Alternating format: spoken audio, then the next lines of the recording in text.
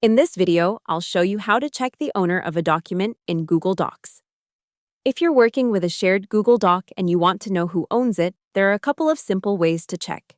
Google's sharing system is built around access levels like viewer, commenter, editor, and owner. And the owner is the person who controls sharing and can transfer ownership if needed. The easiest method is from inside the document itself. Open the Google Doc on a computer, then click the Share button in the top right corner. In many cases, the owner appears in the sharing details, especially if you can see the people who have access to the file. Google's Help Center explains that the owner controls access to the file, and ownership is part of the sharing setup. Another useful method is to check the file details from Google Drive. In Google Drive, find the document, then click the file once and open the Details panel.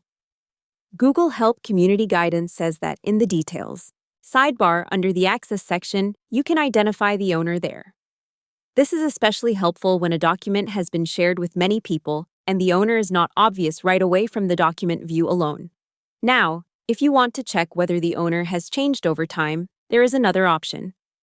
Google Drive's activity and file history tools can help you review changes connected to the file. And Google Docs Community Guidance also points to Activity Dashboard and Sharing History as a way to track ownership-related changes in some cases. That can be useful if you are trying to confirm the original owner or find out whether ownership was transferred to someone else later. There is also one important thing to know if you cannot open the file fully. If Google Docs shows a "You need access" message, Google says you can request access from the owner. In that request flow, the file owner receives your request by email. So even if you cannot see everything in the document, Google still treats the owner as the person who controls access to it. And if the file was shared publicly by link, Google notes that your name and email can be visible as the owner of that file when it is shared that way. So depending on how the file was shared, ownership details may already be visible through the sharing setup. So the simple process is this. Open the Google Doc, click Share, and look through the sharing details.